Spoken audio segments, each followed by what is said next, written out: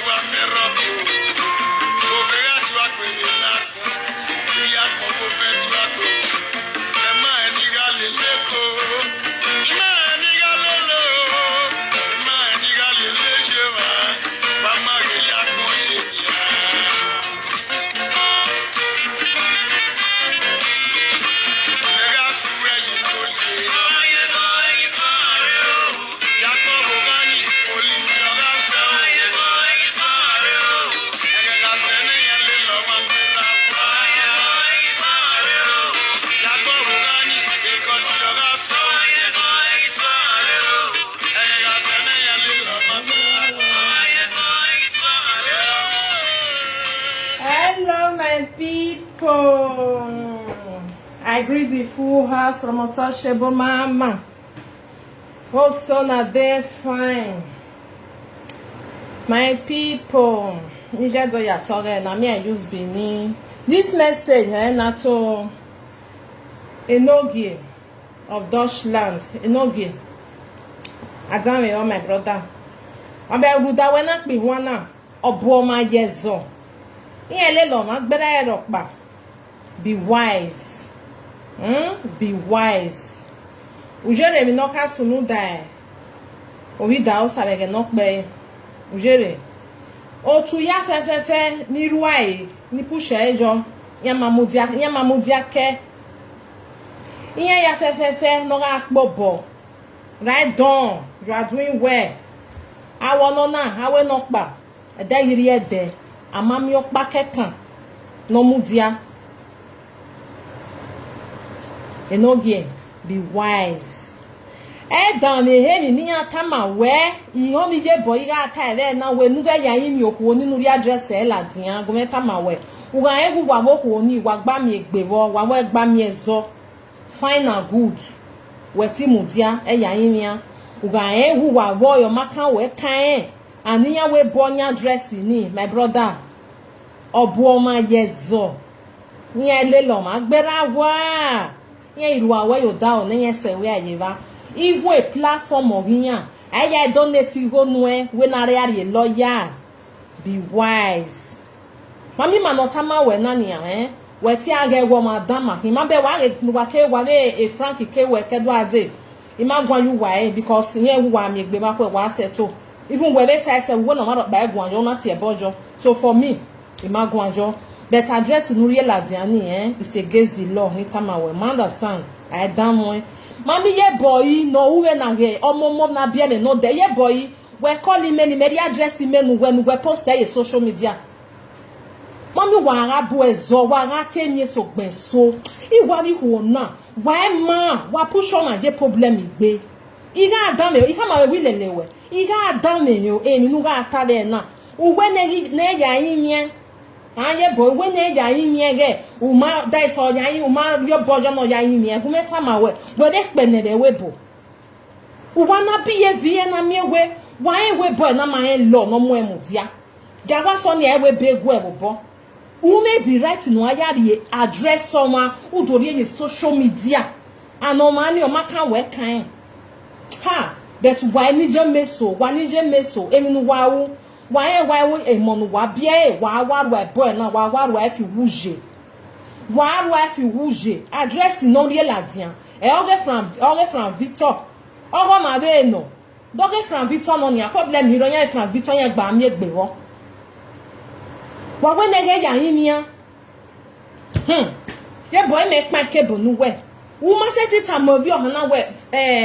enogie address area address o ma ladia ene ne gbe abalo we se ene ne wa ma han gba gu ise benu we na ye we ogbalegbe na ho bu we ria address o ma dori social media o ma ni na e right o ge na no mu emu dia we bo you go for it emu tani amu no ye wo e lawyer we here. A lawyer were here. When my beg lawyer or hand gbemi gioma through your name because you have the rights. Or man in my address, seven of time, my woman bagwinia. Or man in my address, but in here the name of the son name. Through that name and son name, and you have gbemi gear because you have the rights. Oh, my beg your woman don't do no shower. Iye boy, no better when they baha. When they get yamia. Or a set in the boy where I'm diake or a boy now.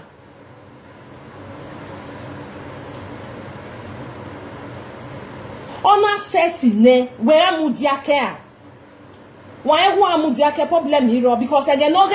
obi da sana sunu o wa ya ata wo wa ata me mo ma no ata me we gbeje gbe si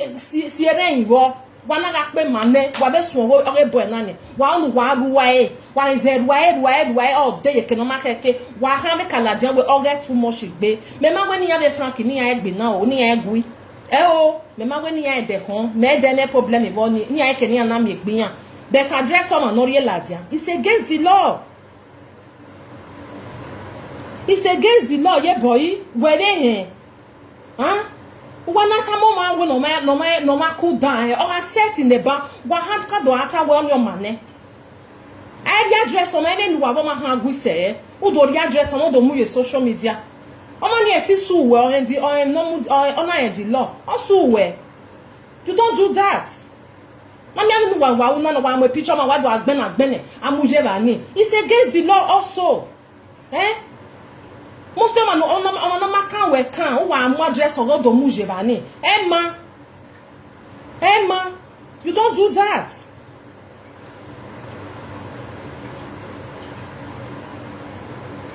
owe na Frank if na Frank address oni e go lokan mi me problem e bo ni but ni me won meta na we awoge bono e can be that and I'm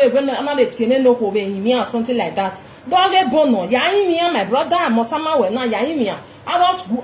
ya ni bo ma ye zo yen su yen mu dia be ba ni already ne abe bo yen ne na ya gbala ma when I do at all the social media I will do this one I will do that they don't do that they know the law mana ne black na o me hito an well ma gia e wevo opa ma ya hin e bo yen ro be ri oni yen ro be ri oni yen ro be ri oni say wetin say oga doge Frank no I don't only doge Frank no yen kini na mi egbe but doge bono we no ya yin yan motama we ya yin doge bono doge Frank no wa wa ken na mi egbe me ma bono wa seto wa agbi na be ri oni o kan wa ne wa mo yo to wa understand maybe ha mo wa no wa he we wa continue be ri oni ni me wa mo butter we via wo kan we via when you we ba ni re doge Frank no go ahead wa van ken na mi egbe but doge bono we o ma be no don't do that we yan ipo boyo we na wise Joge orida osa ya nwa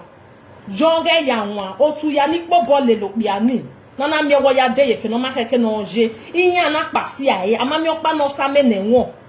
that we mudia ne pa wa re ba ni eni ya se na yere ge wewe kosu gele mudia ne umapa uma shake na ya re ba but ya ni ga akpo all of them na le ya na le you understand iyan na le amami ropa so e gyo ma ropa to tama wewe e ya yin mi oho ni do oho ni no tu eni kama we na do oho ni onya ewe address ni oge bono e bo he log yan osu we because o maka we kan o ma we de o wa di address o no me o na me we self I di address o ma na ya mu ye social media I di address o ma mu jo and then wa bo mani kan agu se because I don't mean we not I ban ezoni na do hype and I do asi egbe here we not say right to do wrong because we are post address ye bani you understand or see we don't take law into your hands I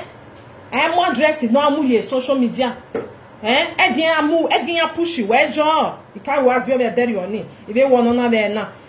egin push we o make no egbe balon say you withdraw wa ha face a Frank face why is that gbina maybe one day why we to wa be settle good and fine do wa ma be settle do wa we continue ya say 2023 problem hero better gyo ma ro pa push we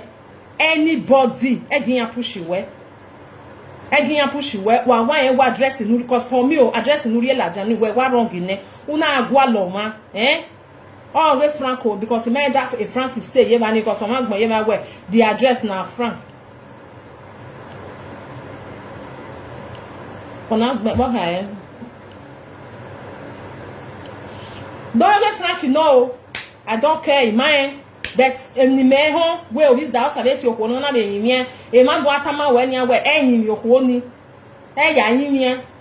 I don't know ma understand the but ni me metamu we na wa we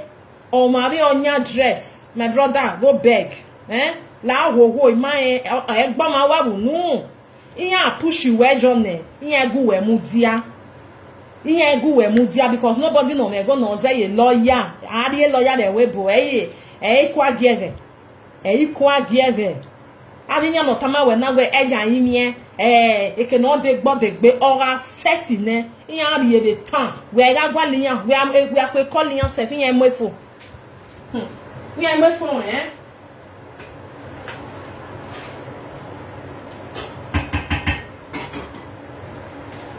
my phone. Yeah, we are my way there.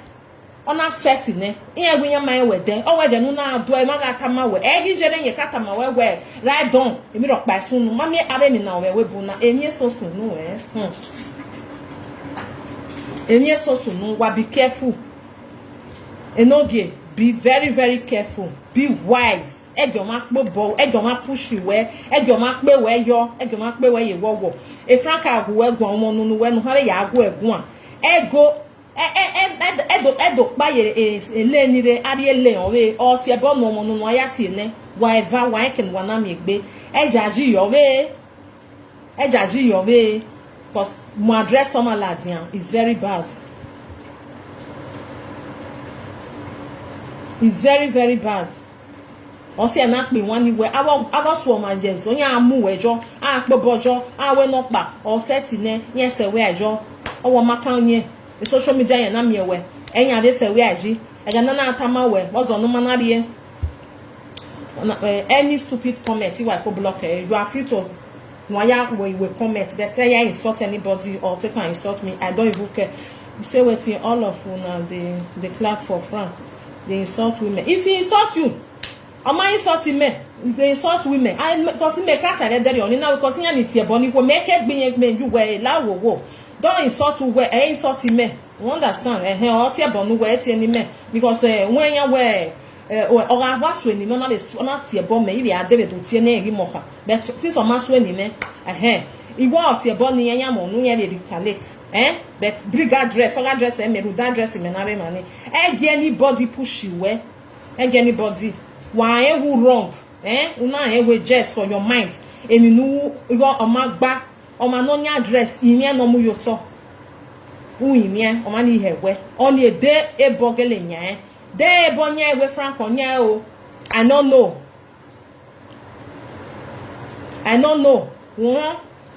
Mona no dey talk why gagbe na be mi ati e yan insult egbi yan do even bloody care e ru doni na adie manana yan ekeni na mi egbi yan me ni yan ati e bo na egbi yan me doni and don me mande de ru doni na re mana so emi me ru dare mana e ru dare kana if you dey insult your wife e no pa be me wife no pa be dunu be yare o be ti e gie e me ekeni na mi egbe e me be na zin ya sun me no ya sun so emi no owo ma se ni me won o se me na do time na we address ni yan worry ladia oga yan oge Frank oge bono we no yim your money omana yim ya the person now we go ahead you can go because our yadunu sha bania abedo asili ni e we I said no ya te yim ya no he webo you understand because emi soro we go to we you can't tell about so pa again na we again na ibo ya adio be the other page me again me hana okpene either the driving license again ni okpene I think about 19 years ago you got drive here bono ga fi moto de without me no why ati ore ni kata me no why ati ore because even me ha fi obo yen na me fi en then me ya fi obo ina ye no block a side of it or you ati ore or we don't know the driving license me no why ya hemu me ni when you are black je ni kwa be ya helele ina wa be helele na we don't know are the driving license no we igwa ke ma nikpa really high at me we vai afankulo nye we vai me na wa type na we vai afankulo ate eto amole ina te bone na te no bo kan obia ni magun megun agbera be ri oni o dinu sha na ye me na ika be teme na ba so pa wa lele me wa yen ni tana o dinu sha na ye me na ni wa ta na mu na ni me wa ta keka na ina we vai afankulo ate ato amole ona dinu sha udowire na me be wo wa gbe be ni na ge bere me cause me ta de me pa be ba ni re me me no sunu e me ibe ge bere ona for me ti e we bo sunu ba kan me kan gbalegbe ina dojere we opia ni gege mi ni adie court I me ge court ye me na ni metamu we na ije court jo only say my say that court that very day the man na we yan cancel or we bet ni wa ha me sorry o that way a judge ya me ni wa time na wa get back ije court jo that very day or see oma because una law no mu we mu dia be careful when no paladia wo no that very day 19 years ago emeka na 19 years ago oh be careful when no ta because me na fi pe gyo wo kan nere ba ni on your guide something because we ma keke no roll your man na mareba because ma work bam so me gbe mo dunu sha me ba wo kinye no ma kan e me fi pegi iwe no bo kan eva fankulu na wo bo kan no afankula te to amolie why gi ma mo bo we na ni wa tie no ma ba lo so we gberi egie no ma reba ni ije cotijo ebe ni na wa be close the bani owo kenye forgetting e bet ni wa ha mi yen sorry when anytime of that way judge you know get the bani I dey very sorry when anytime you know because sometimes my way in a way where opa ma yahin eboede emi ro pa sunu wa try debo egu we talene egu we nya na gba me oni be dere oni me gita na me na ari owa me ogi me wa ta no phone na le o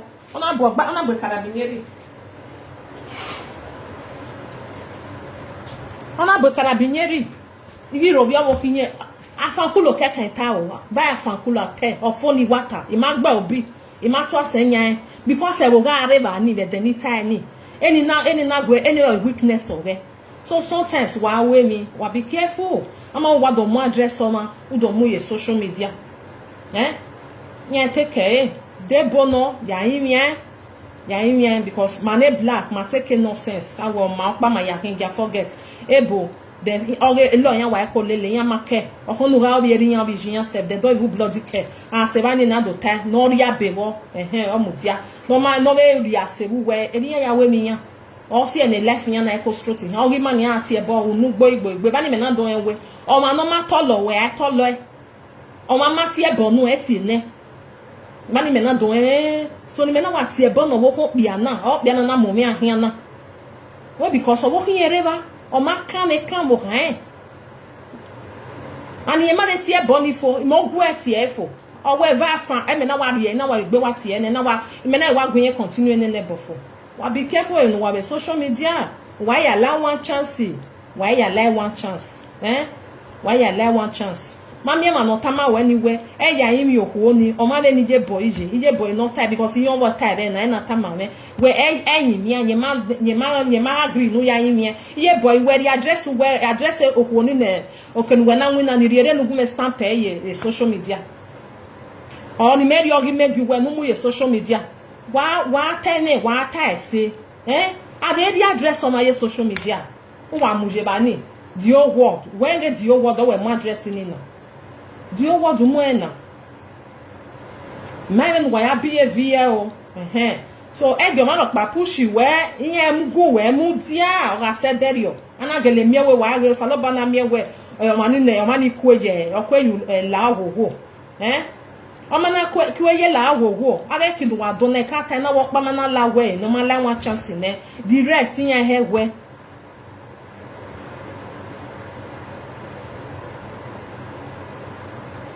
the rest in here where ave ma be o Scotty where again you na the picture ma be ave na no wa dona o eja na ya kai withdraw because it time when we memo no wan because then imagine what in we picture me wa agba na jo igwe okpa ma ya ki ma mi egbebe regrowth one day ma mi egbebe nemi one day but na do me we me do gwo na ari picture bi me la dia o bi me egi e obi ohan o hie ni ati ene o wa pa because me gi me right there gani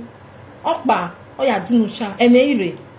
because me yi na voice me ya ka me we la wo pa ma hin o wo pa wa hin o hin yan wo na o se na ye ko withdraw egbe me kere we abe rubbish na e ma me me nu kwa na we e ko ware ni wa me picture yo kan awa gbe ni rubbish awa gbe na mo ye social media mo je wa ni sometimes se ma we yan the fake account ya we ati locate we o e karabinye agbalegbe yan social media ogbalegbe yan social media o we ti report o ma wa wonu report o wa gbegin yan be ba ni o ma be ri na ge mi no just if we man na ma ku gbe that so mane black ma ku gbe but e ma so yan handle we excess gbe which is not fair I want we picture ma wa design amuje ba ni awe no pa amuje ba ni e bully e ya hin Emma e go ma pa push we only when it time we ta na se na pe won ni we obu o ma je zo iyan ele lo ma gbera wa yen pa jore obi da osa ya nwa uja nwa ujere le ni no sunu yaga akpo bolele ori sex we no bia ni pese bo wa amami wa no de 1 euro gie 1 euro no fere se yan mari gie or address na ni yan pe wejo we you are right you do it well you do nene me well adobo me ba ni awoke yawe azumi we address ni gume wata we maybe address ni maybe ore frank no egbon e ba ni o ya we a resident imaye ogi meme wata na and ye live ye ba ni una yari e ladia o ma no nya wa no eti de su we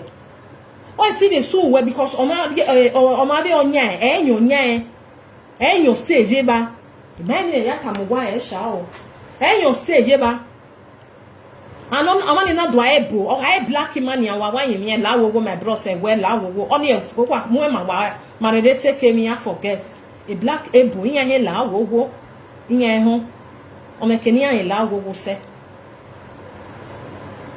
So my brother, be very, very careful. Be careful, Eminu. Ima wonu wa egwi o. Ima wonu wa egati e bonegbe. Wa continue. Ko avun wa na wa hewe. E koma na evun wa continue. Wa agbina. Problem iro. Egbe wa mi egbe train station one day wa seto egbu wa. Wa ma na seto egbu wa. Egbe wa we live video. Wa we ya agbina ma le dewu wa. Because mami ave mo na agugun na eheme. Ave mo na agugun na eheme. Ye mi o kekere na nya we I don't know. I take her mama, I take her mama, Imarie, Ima wa boboju wa enya. Nya wonu no ejo nu ya imia. Ujo majo my brother. But when you wa do inform me we awo bu ma yeso. Inya bun gbe social media. O we gbe wa mu popo wa mu gbo won ma ni wa wu. Uwe Ima te oni gbe wa. Yo ka pa gbe yo ka pe gogo fian wo ogbon wa o beto nyo ma je no ya nyo ka ta ma we nu gbogbo yo hun o yan bun gbere social media wa be very careful why ya lie one chance why ya lie o ma na me we enhance your way o we keniyan yan asi we bolua wa be careful ata mo wa eto wa ho nu wa be o ba kwe o han say ma vere ma na sit down look na be dog o e ma e ko sit down ma e ko age ama mi no hian ize enegire ni o magifo wa na edua oku ma na ri o bia no ri ka mo wa hewe o seleri oni wa mufua wa ma onu wa mufua that me when wa mufua o wa continue because of we tie bojo when o ma no we no ni seto wa wo we tie ejo dey watch a video ni me go na tie o ma no we ni seto wa dan wa seto good wa ma be seto but me opa ni me do tamu we anybody at all ana me wa we gba agui e ya gwa la address e mu ladian no like one chance e ya gwa la address e mu ladian omani atobori address e ladian good and fine ana me wo do stamp e mu ye social media una dey out here but no mani buy ona able or ona e black no in law also we my brother you go no e mu wo ye gedegbe yin wa enjoy e mu tani ya amunu e ebi ni ma wa gekere na wa ge na o si anata wonu na gwesi mieme awe time ma we ti me ya zere bania unu ka me ya ta no otamoni na ami egbeme the court unu ka o mai ta efo na gweti efo ina ami egbeme the court e no ya gume mu dia be dere oni but I say bania na settle the matter we sorry and I withdraw me ya em unu na me ma ye we gbeso ne wa kwe una omana gu we gwan una ro wi o una ka fi una ka gbe obi o weti la one chance me la we bonu me ke do we ni ma we Nigeria na what e bo mo wa so pa ya o awa so gbina me la we bonu me ke do we okay area do e o ni gi sunu ne be dere oni ene wo my brother e ginya bo we jo o set yan re tan a platform of yen ki na ya we wa get we contribute na ya tie lawyer yen be wise only when you tama we be very very wise man o tama we na e man like you we man o tama we me he ha mo we bania we ya imi o man onya address gbe to fiele o ga gbe to fiele ivo na idore le ni o tu ya no push we jo iya ri yeke we are dao we ha minya we la re nya ha ma we ahia ma debo dao Yen pasu aye bani. Yen pasu aye. Abi agbon yen go ma mwera no go ahe no vwo na yan balameji a to ejo. Enu we ya defie na enu yan go alo. Because nobody even man otama we no go beg the person. Make the person may go do what he want do. Address on yan galadian. And address yana do mo social media do mo yidagbo. We mo yidagbo. Many ni yan te ne public ne mi o we una. Ma understand? On me law no le here, my brother. On me law no le here. So that's the only one. No, when you want to get our bomb my years so. Yan pun gbe social media. Yan ba we yan like you we. Ayen we wa be frank igbe na but on mark anybody. Wa settle, wa be settle, wa be. But only nu we uni my brother. It's very, very bad. Me hem ya dress or web ban ya honu na me we my gbezo. You don't stamp em you anywhere. Wa get no stage you ga dress or girl. No, you don't do that. We are one way. O manu we dani. E de gbo be mo. E video ni o wa temu.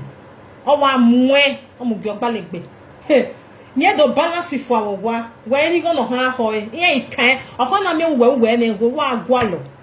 Ye force we akwa me na Germany wa je nwe na ro. Ye force we mo we je nwe na. Wa pay no man. Ye wa enjoy because of any to enu we. O ye fere o. Egba 5 minutes ya mo la 5 minutes ni where dem mo la dia at all. You are in pepper soup.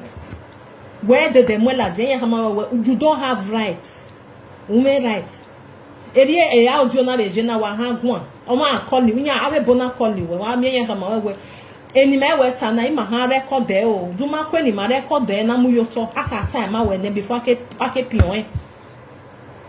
Wa we o ma accept yen drop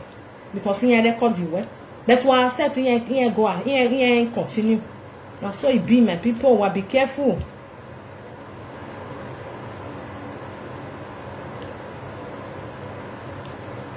I don't know. Maybe they find their self. When you have been one day maybe is a bina. Here don't we near una. Emma, and here it will be a settle a bina. As all you marry for one marry one. One wa bina, I got address. Eno iwa we so no me when you go address him and no be ro wa go address nya de me any gi wa ho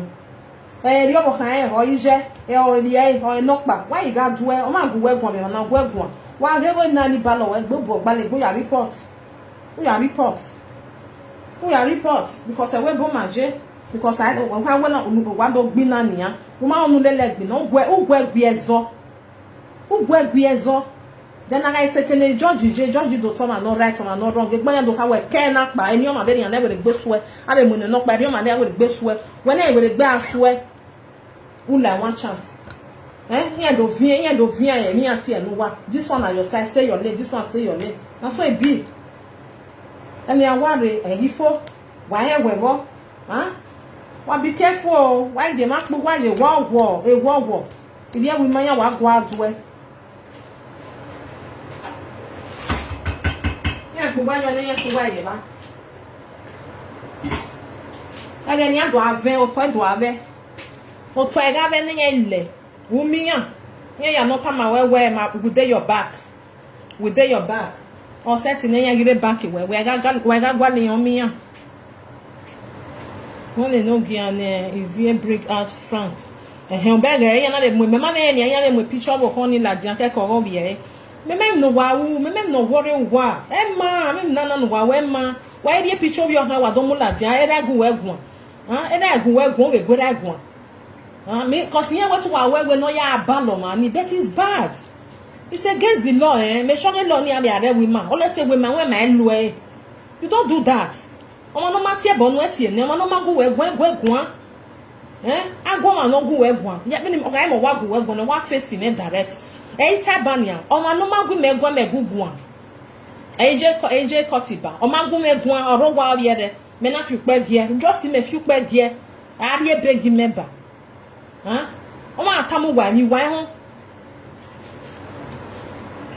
O ma tamu wa mi wa hon. Unless wa ila wen. Because man black I wear and the kind of wear the social media no. There are some people here take social media with social media no. and then me ala jama no me dey get with social media iwa pole iwa si ebet ya wa you no na gun we gun but oge we wa ge do mo address we la dian e do mo picture we la dian wa ge ni agwagwa I will never try it you dan one because we am address la dian em ni ma wa ge kere na nia ana do asia den ban ana aden do asio won wa ge ban nia we I got na ni ya amunu we I don't know I give me awa me who send me so my people so now that one is only when you want it time when it's time they recharge you door you or the Omariye we no ewe iye boy ga time anywhere let's see now ye boy hey awa for you eleti na ge iye nu kokomo no re Germany emi no ho ni ta emi ni je ya gun ari ko ni ya gun ano ma be tie bone e recharge o ma ro bi because etika me no ge we no ge owa we say wa continue mu e je dan ije dan ha mo bi e we wa de ye no we nu de yo o ni ma te mi dan o we no ya imi o no ya imi o ma no the address e la je and it's true adobo me we address in your home and wagba green on you don't have the right no ya mo address or social media u me right ni then address owo we no reba ni je na me we no gere ba ni na o ma no pa any right no ya mo address no do mu ye social media nobody have the right unless we what about where the address we gbon ladian o ma be ga mo ladian you can sue that person who sue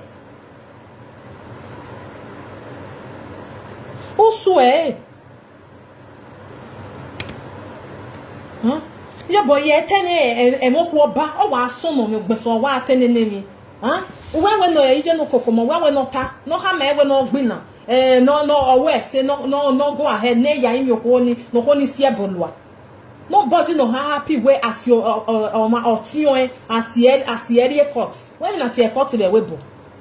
unless you wa gbali go mu yo to we had a lawyer can no ha defend you we make sure because anywhere I say ne agbon yo to oni be we bonus na agboya na okono amebe o umebe o anywhere na stay ne I stay ni agbon yo to ne what we no go only tired boy we no only time no ge we ka bo we dey gbe vi address e o be vi oladian unu wa ga wo mai we no the address in ladian as your mom when we ladian be na ye boy we ma tell no time we any right we pe ne we bo ije we pe ne we bo we ma we to bring address on ladian is against the law a lawyer we no the address ladian we lawyer we say so wa gege mo address on just go because wa wo igbagwe u do mu ye social media mu yidagbo wa gege no stage yo wa ge because with address u go u be ge no manage wa wise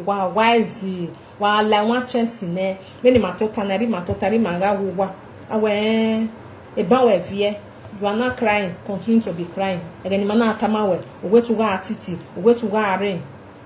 ari address o maladian okay wa like e o wa take e no ge wa wu kan lele ye boy e me no tama we no ya yin we ti follow because ijo monota mo ma we o mari re we no continue no re ohona me we ni ati onya e Frank o ga Frank Victor be nya the same thing le no ohoni me we gba agwe wo me right no ya the address no do mu ye social media we made the right because there because many people we